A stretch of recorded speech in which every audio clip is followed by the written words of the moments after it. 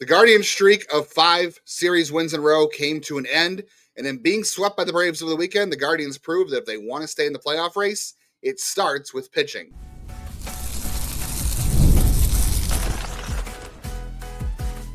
You are Locked On Guardians, your daily podcast on the Cleveland Guardians, part of the Locked On Podcast Network, your team every day. Welcome on into another episode of Locked On Guardians, your daily podcast on the Cleveland Guardians, covering the Guardians from the majors to the minors, the draft, and everything between. It's our favorite half hour of the day. We hope it is yours too. And it is part of the Locked On Podcast Network, your team every day. I'm Justin Lada, one of your co-hosts for the podcast, and have been since October of 2022. For the last 18 years, I've also been covering the Guardians minor league system for various outlets. On today's show, we'll talk about who could help with the rotation now they have an open spot coming this week. We'll talk if the Guardians' playoff hopes are cooked after this sweep.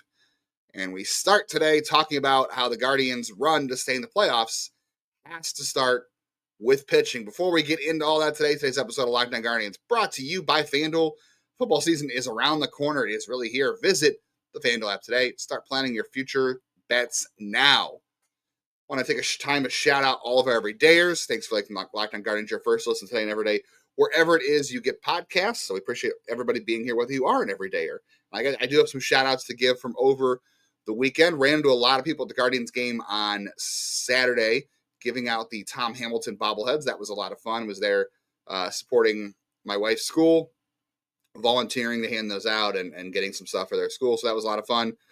Shout out to Brian, Ryan, Nathan, Alex, James, and Brian as well. Another Brian had a nice chat with everybody there, handing out bobbleheads, and said they're everydayers of the show. So we appreciate all of you guys as well. Become an everydayer and make sure you're downloading all of your episodes on YouTube, wherever you get podcasts, as well as your audio platforms. All right, let's get into it. The Guardians swept by the Braves over the weekend. Not a great series. They had a chance to win 2 games. They should have won at least one and avoided the sweep. We'll get into all that. But for me, I think with this whole week, really, the Marlins series, even though they won 2 out of 3, and the sweep by the Braves, I think proves one thing. The Guardians' season at this point, and probably in general, is only going to go as far as their starting pitching takes them. If they want to play October baseball, pitching is what's going to get them there. They can't rely on their offense. And even though they did a good job against the Marlins in the final game of the series this past week, and they scored 4 runs on Sunday, which should be enough to win. The Guardians are a team. If you listen to my short from my postgame wrap-up on Sunday, I said the Guardians are a team that they have to make 4 runs stand up. That's their match number. If they score 4 or 5 runs, they have to win the game. That's who this team is. It's a streaky team. We'll talk a little bit more about the offense. But the reason I say it starts with pitching for them is because, we've seen the team this week battle back, right? The Marlins, when they got down big with Gavin Williams on the mound, they came back. They tied the game at 4, right? But after that, they had nothing else because Gavin Williams didn't have it, and the bullpen didn't have it. And then over the weekend, Tanner pitched well enough on Thursday, was gutsy throughout the game. Friday night, Joey Cantillo, did a lot of bending but not breaking, but the 4 walks were tough. They didn't have enough offense to come back in that one. Hurston Waldrop was really good. And then, Slade Cecconi didn't have it. Logan Allen kind of fell apart in the 5th inning by, certain things that were not really his fault. But the Guardians have to have that. This is why even the games they were in, and they won, Friday and Saturday, the games they were in, the starting pitching is why they were in it. Because Logan Allen on Sunday, until the 5th inning, some errors where he should have been out of the inning, should have only allowed the 1 run. They were in it. They should have won that game. But the defense in this case let them down. And then obviously as the rest of the pitching kind of got rough from there, at least Nick Enright, Saturday they never had a chance because Slade Cecconi had a great first inning. And then after that, he just didn't have it. He was getting hit every which way. We'll talk more about his performance as well.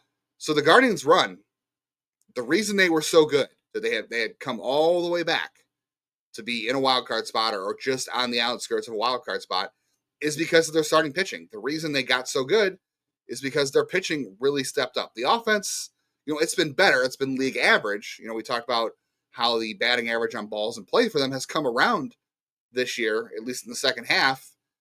It's the pitching that really got them there. The second half is the rotation really took off, even without Luis Ortiz and the bullpen in August. I know I'm going to talk about the bullpen here in a second, and I'm going to get called out for the jinx. But the Guardians, their second half ERA has skyrocketed, unfortunately. But if we go back to after that Mets series, so what? They swept the Mets. Actually, they pitched pretty well for the most part in Chicago, except for Slade Cecconi. So let's go back to August 9th. Let's go back from the beginning of the first half or the second half to August 9th. And let's see what their ERA was at that point in the major leagues, in the American League. And their ERA at that point had been 3.31 as a starting rotation. I'm sorry, pitching overall, 3.31. That was third in Major League Baseball. Starters, 3.69 ERA, 3.99 FIP. That's top 10. I'll take that, especially where things have gone this year.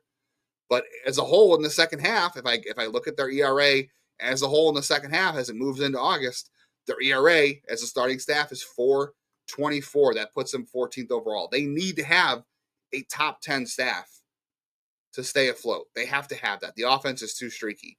They barely beat the Mets. The Twins, they had 2 one-run wins, right? The Mets, they had 3 or 2 one-run wins, and they won the finale 4-1.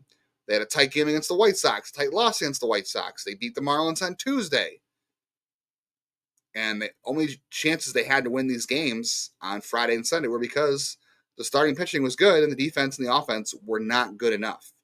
So if the Guardians are going to stay in the race, I think it has to be starting pitching. And they can't have, they're going to have to work through it. And that's the problem with where we're at with the Guardians right now, right? Is because they are still doing the same dance, we've talked about this all year, of threading the needle, developing while trying to win. So that means a guy like Slade Cecconi, who was really good or had really good results when he came up and replaced Ben Lively after he got hurt, had 2 bad starts in a row. The White Sox start and then this start against the Atlanta Braves. The underlying metrics for pretty much all of his starts didn't really support his success. He's giving up a lot of hard contact. He doesn't throw the ball especially hard. It's middle of the pack. Doesn't get a lot of whiffs, doesn't get a lot of chase. The only things he really does well is he's got average extension, a little above average, and he doesn't walk anybody. He's really good at keeping free passes off the bases. And even in his bad start on Saturday, he only walked 2. But the problem with what he did on Saturday is that he couldn't locate any of his breaking stuff for strikes. They were on the fastball, and I'm pretty sure, I was sitting up in the bleachers, I'm pretty sure I saw the Braves. I saw at least 2 base runners on second base on Saturday raise their arm while they're on second base, and each time Slade Cecconi threw a fastball. So I'm pretty sure that they were getting signs from the catching, or I'm not really sure how they were doing it. Maybe he was tipping it, or maybe they were seeing into the glove, because it's not like Austin Hedges is putting fingers down because they have pitch comm.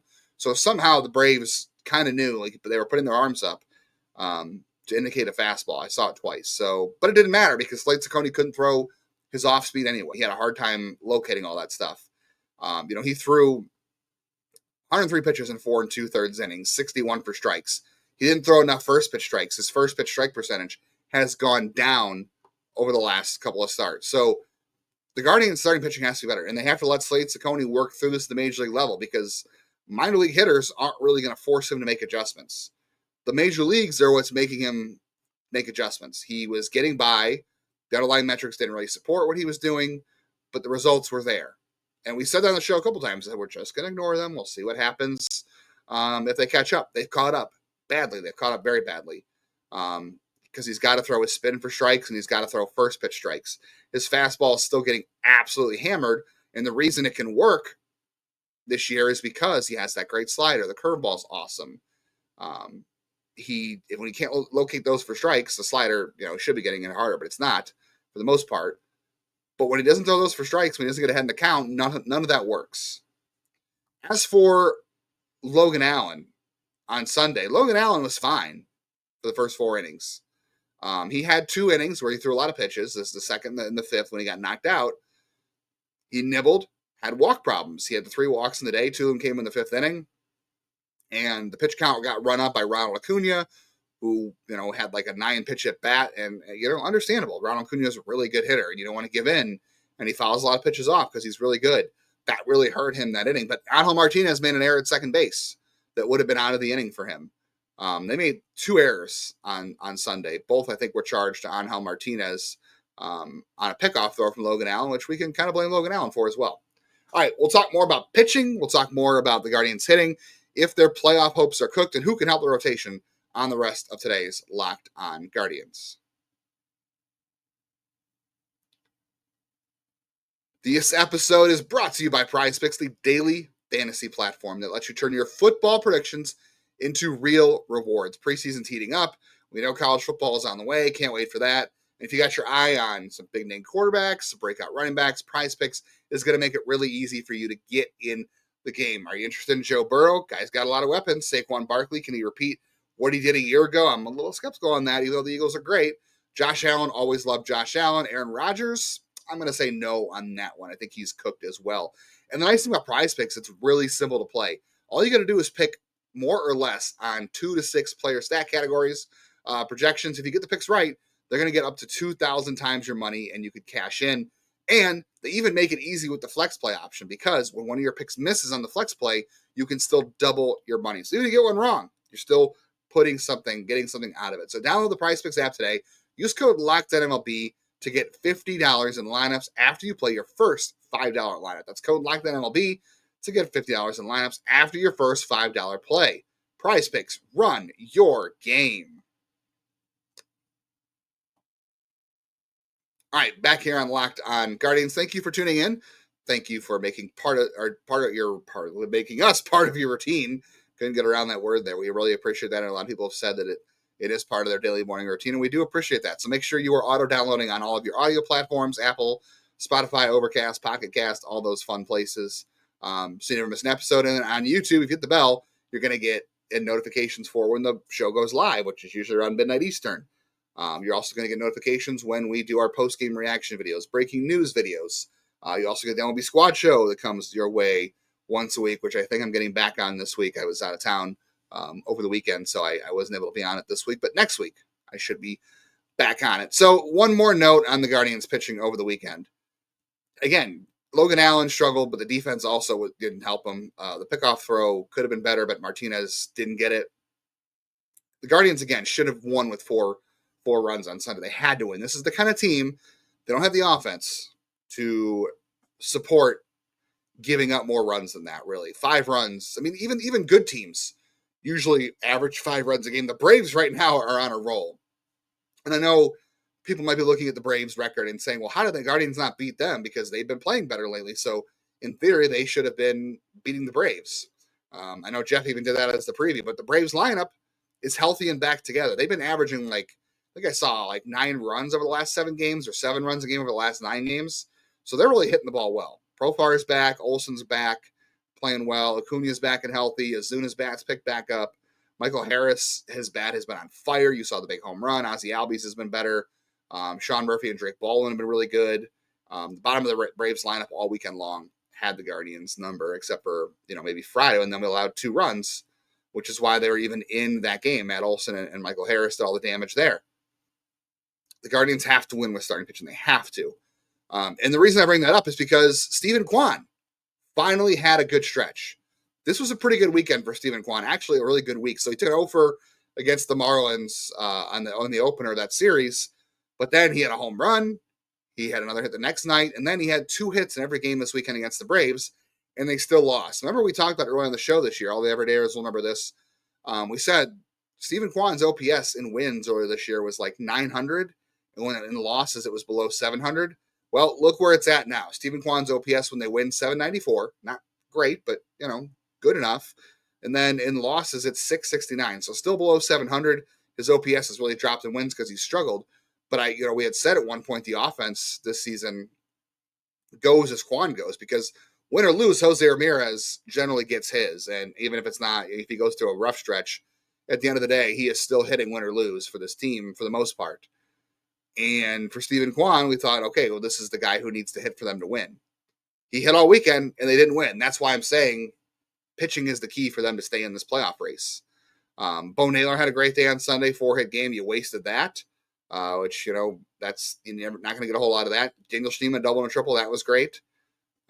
Steven Kwan, did do some nice things over the weekend. He also had that bunt in the 8th inning that Stephen Vogt said that was all on Kwan. Kwan decided that was what was necessary in that situation, and he didn't get it done.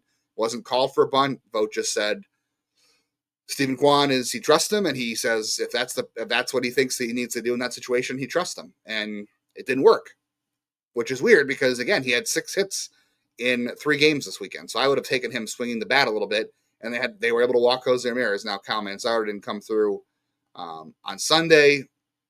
He didn't play Saturday. And Friday, he drew 2 walks. Kwan had the only 2 hits in the game for the Guardians. So Kwan had the problem. Manzardo, had his days. Look, they only scored 1 run on Saturday, so I understand they got blown out. So you might be saying, well, it doesn't matter if they can't score a run. And that's absolutely true.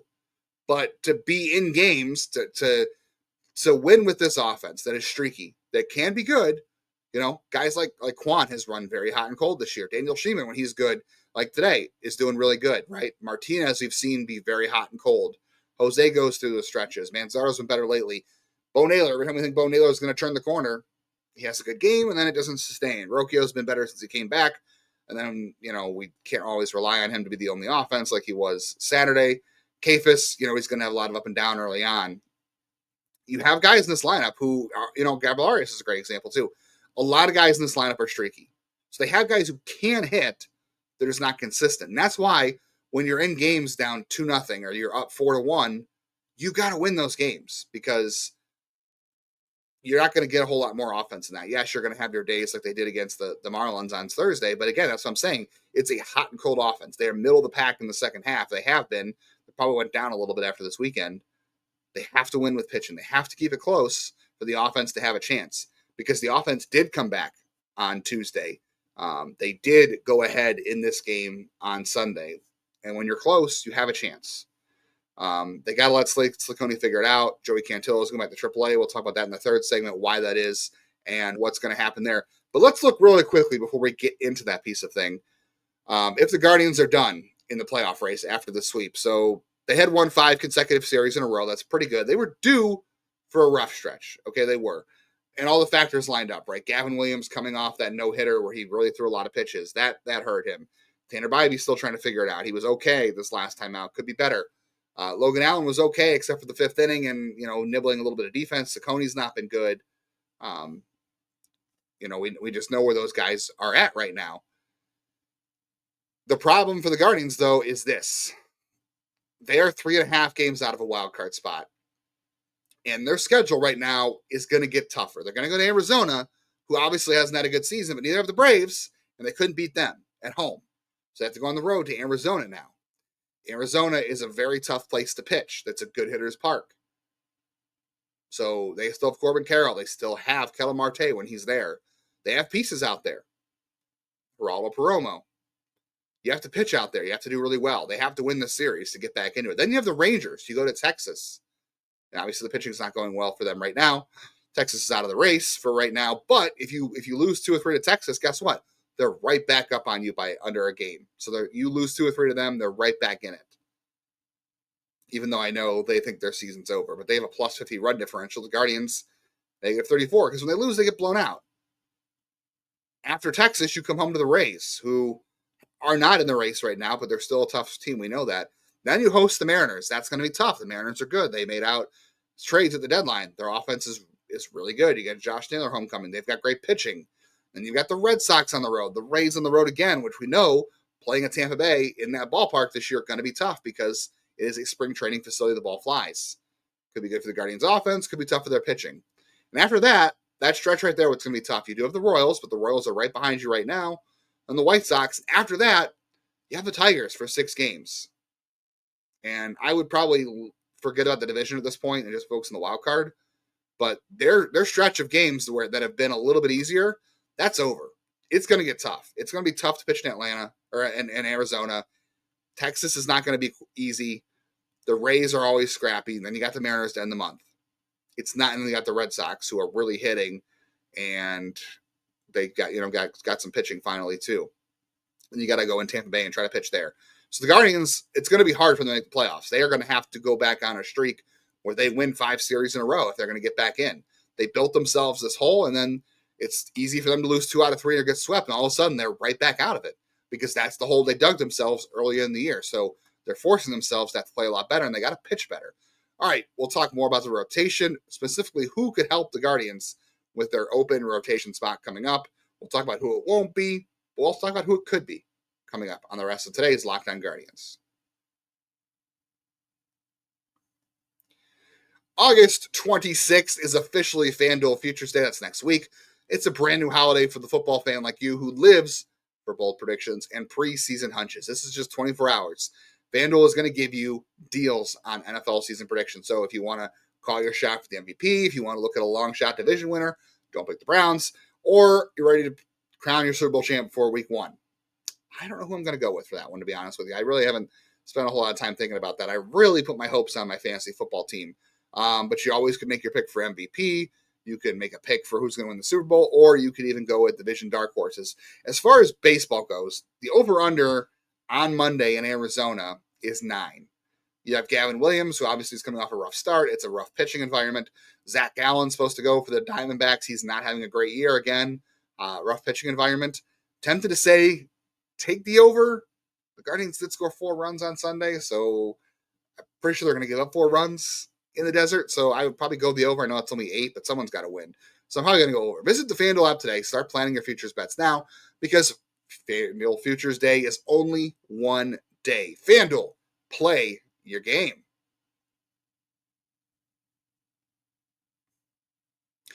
All right, thanks for being here. I also want to shout out our insiders group, too. I know we got a couple more signups coming in for that and how that all works. You had some questions. So if you want to be part of the insiders group, that is joinsubtext.com/LockedOnGuardians. And those are places where we are giving bits of news when we get them. With the Guardians medical updates, we kind of explain those on Sunday to the people as well. Just chatting during the game. Also bonus content written. Mailbag questions come from our insiders. And we also do like monthly, every other month, subscriber chat, virtual chats where we just kind of talk about baseball for a good hour. Talk about some things we can't talk about on the air as well. So if you want to be a part of that, go ahead and sign up over there. All right. So the Guardians are going to have it open in the rotation on Wednesday in theory. So Joey Cantillo is back in AAA. Obviously not a punishment for Joey Cantillo. He did walk 4 batters on night, so he was able to bend but not break, as I said, because only gave it 4 hits. He was able to get out of some trouble. So he's going to the AAA. Really, it's a numbers game. And I'll explain. I know someone asked, I think it was Nunzio who asked why it wasn't at Slade Cecconi. And I'll mention that here in a second, too. So Joey Cantillo was supposed to pitch this coming Wednesday at Arizona. Obviously, he will not make that start now unless someone gets hurt and they can recall him on an injury, which, wouldn't be ideal. So they have an opening there on Wednesday. It's not going to be John Means because he only threw 2 2/3 innings. So he does not have the volume at this point to pitch in a major league game, especially for a team that needs some length right now. They really need length. That's why Tim Herron was up on Sunday, because the bullpen had been taxed because you had, guys not going super long. Again, Slade Cecconi out early. Logan Allen didn't get through the 5th inning. Thursday, even Tanner didn't go that deep. Cantillo got 5. You had to use the B bullpen. They did pretty good on Friday, but you used Carlos Hernandez 2 innings, 2 nights in a row for 2 innings. 3 innings and 2 nights. You had to use Jacob Junis. Matt Festa pitches like every day, which kind of over it, to be honest. Even though Jeff and I did say we thought he'd be a good part of the bullpen. The bullpen was good, except for, unfortunately, Nick Enright had a rough day. He did strike out 3, but that home run obviously cost him, and he gave up 4 hits. You're going to have those days. He's a rookie. That's just how it's going to go for all these guys, including Slade Cecconi, who basically is a rookie too. We'll talk about that in a second.